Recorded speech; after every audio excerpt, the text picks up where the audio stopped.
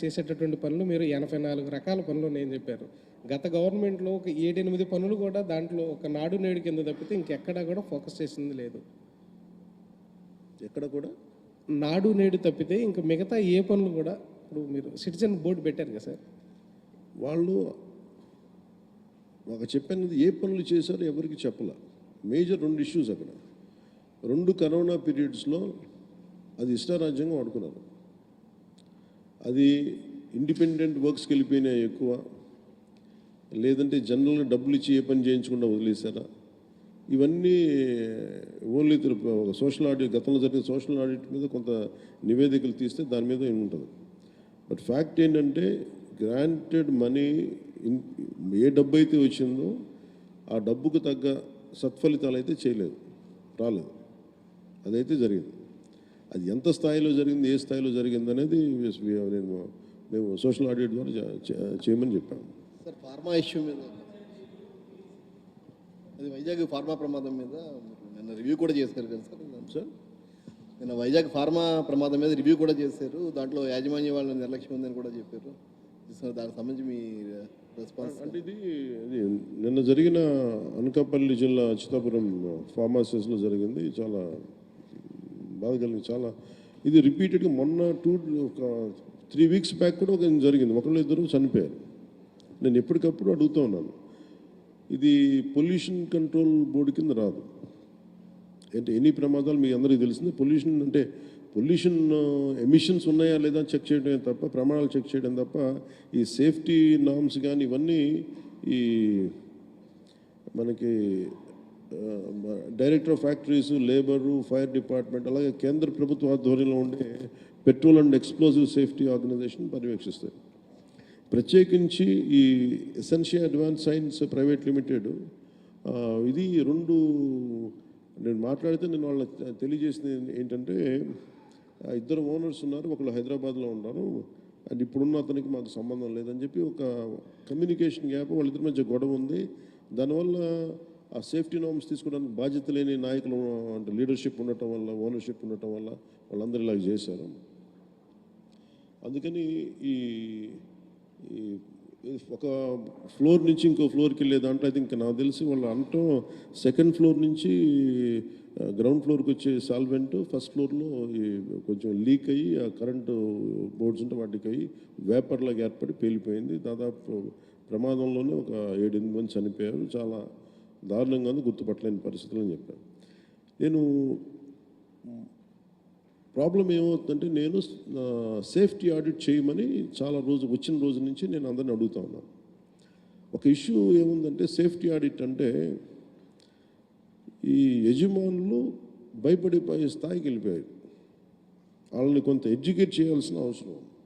ఇప్పుడు any time safety audit అనగానే మా పరిశ్రమలు మూసేస్తారా, లేదంటే ఏం జరుగుతాయి, ఎలాంటి రిపోర్ట్స్ ఉంటాయంటే, there are lot of gaps in safety ఇష్యూస్లో చాలా గ్యాప్స్ ఉన్నాయి. సో అందుకని నేనేం చెప్పానంటే, ఇండిపెండెంట్గా పిలవండి. నేను ఆల్రెడీ ఒక రౌండ్ ఆఫ్ మీటింగ్స్ నేను పారిశ్రామికవేత్తలతో చేశాను, ఎస్పెషల్లీ వైజాగ్ ఏరియాలో. హిందుస్థాన్ మన షిప్పింగ్ యార్డ్ వాళ్ళతో కూర్చోబెట్టి నేనేం చెప్పానంటే, మీరు ఎన్ని చర్యలు తీసుకుంటారు పనిచేసే వాళ్ళకి కానీ, పొల్యూషన్ కంట్రోల్ నామ్స్కి సంబంధించి మీరు ఎలాంటి చర్యలు తీసుకున్నారు మాకు వివరించండి అంటే, మేము వాళ్ళు గతంలో కంటే ఇప్పుడు బాగా చేస్తామంటాను, కానీ they are not to the satisfactory level. ఇప్పుడు ఒకేసారి మనం ఈ పొల్యూషన్ ఇవన్నీ మన ఈ నామ్స్ అన్నీ పెడితే ఇండస్ట్రీ షుడ్ కమ్ ఫార్వర్డ్. అంటే ఇది నేను ప్రత్యేకించి నేను చాలా రోజుల నుంచి నేను కోరుకుంటా ఉన్నాను. నేను ప్రత్యేకించి మరీ చెప్తున్నాను. ఇప్పుడు అంటే నేను ఎందుకు కొంత ఒక అడుగు ముందుకేయడానికి నేను ఎందుకు సంకోచిస్తున్నానంటే, ఒకసారి అది ప్రభుత్వానికి ఇబ్బందిగా ఉండకూడదు. గబుక్కి నా ఉద్దేశం సేఫ్టీ ఆడిట్, జనాల ప్రాణాలు పోకూడదు, కార్మికుల ప్రాణాలు పోకూడదు అనుకునే పరిస్థితిలో ఉంటాను నేను ఎప్పుడు. అలాంటిది మళ్ళీ ఇది ఇలాంటి సేఫ్టీ ఆడిట్ చేస్తే ఉన్న పరిశ్రమలు వెళ్ళిపోతాయి అని చెప్పి ఒక వదంతి ఉంది. అది కొంచెం మాట్లాడతారు నాతోటి, మీరు ఇలా చేస్తే పరిశ్రమలు వెళ్ళిపోతాయి, పరిశ్రమలకి అనుకూలమైన వాతావరణం ఉండదు అంటే. నా ఉద్దేశం ఏంటంటే, అది కనీస భద్రత అనేది పరిశ్రమలు ఇవ్వాల్సింది కదా. నేను పరిశ్రమలో ఇంక్లూడింగ్ ఆక్వా వాళ్ళకు కూడా చెప్పాను, సో ఇది గ్రేట్, చాలా సంపాదన ఉంది, రాష్ట్రానికి ఆదాయం ఉంది, మనకి ఈ పరిశ్రమల ద్వారా చాలా సంపాదన ఉంది. కానీ ప్రయారిటీ ఎవరైతే పని చేస్తారో వాళ్ళకి ప్రాణరక్షణ కూడా చాలా అవసరం కదా. ఆ నామ్స్ ఏంటి ఒకసారి మాట్లాడదామని నేను అనుకుంది ఏమంటే సెప్టెంబర్ మిడ్లో వెళ్దాం అనుకున్నాను. నా విల్ మేక్ ఇట్ సెప్టెంబర్ ఈ మంత్ ఎండింగ్లోనే నేనే వెళ్ళి కూర్చుంటే ఒక మీటింగ్ చేస్తాను ప్రత్యేకించి వైజాగ్ పొల్యూషన్ కానీ వైజాగ్లో ఉండే చుట్టుపక్కల పరిశ్రమలో ఉండే సేఫ్టీ నామ్స్ వీటి మీద నిరంతరం ఇది ఒక ప్రాక్టీస్ అయిపోయింది. ప్రతి 2 వారాలకు 3 వారాలకు మైనర్ ఇన్సిడెంట్ మేజర్ ఇన్సిడెంట్ జరుగుతూ ఉన్నాయి. వీటికి ఇంకా అది మినిమైజ్ చేయాలి, అసలు కంప్లీట్గా ఎలిమినేట్ చేసే పరిస్థితికి రావాలంటే ఏం చేయాలని ఒక కలెక్టివ్ అక్కడ ఉన్న పారిశ్రామికవేత్తల ద్వారా, ముఖ్యంగా కెమికల్ ఇండస్ట్రీస్ లేదంటే ఫార్మాస్యూటికల్స్ వాళ్ళతోటి కూర్చోవాలి. అలాగే ఫార్మాస్యూటికల్ ఇండస్ట్రీస్ కూడా ఎఫ్లూయెన్స్ 2 కిలోమీటర్ల లోపలికి వదిలేస్తూ ఉంటున్నారు, కానీ దానిలో కూడా చాలా ఇబ్బందులు ఉన్నాయనేది చెప్తా ఉన్నారు. వీటి మీద ఒక క్లీన్ సేఫ్టీ మన పొల్యూషన్ ఆడిట్ అయితే జరగాలి. అది we will take it forward. ఎందుకంటే ఇది చాలా బాధ కలిగిస్తుంది. ప్రతిసారి చనిపోవటం, సంతాపం ప్రకటించడం, లేదంటే ఎక్స్గ్రేషియా ఇవ్వటం, ఇదొక ప్రాణాలకి ఒక విలువ లేకుండా ఇస్తున్నాం, కానీ అది లోపల చాలా చాలా కలిచేసేది, బాధ వేస్తుంది. ఇది కొంచెం ఇంటెన్స్ మీటింగే పెట్టాల్సి వస్తుందండి. అది will take it forward in coming days. Sir good morning sir. మీరు చెప్పండి.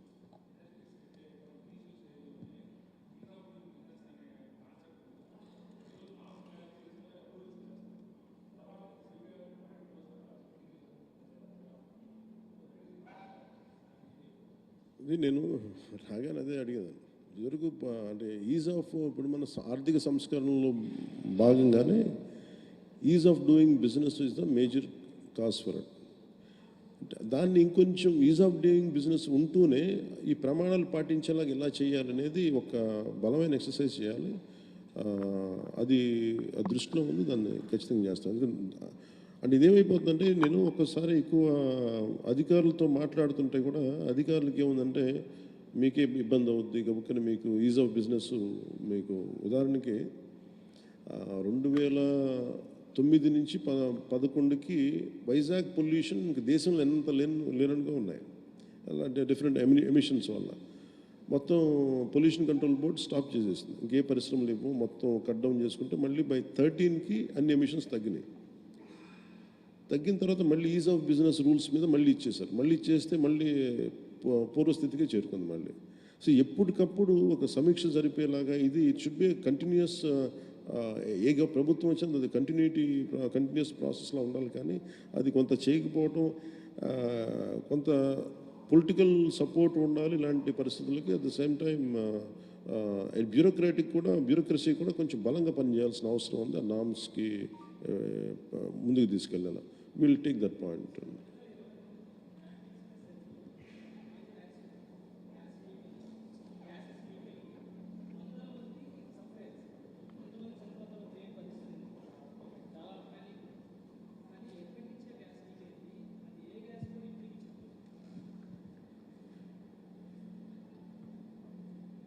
బ్రాండిక్స్ మొన్న కూడా జరిగింది.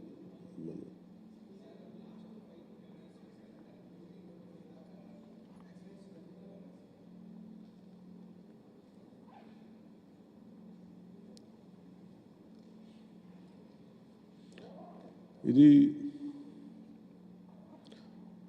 We are very clear about environmental.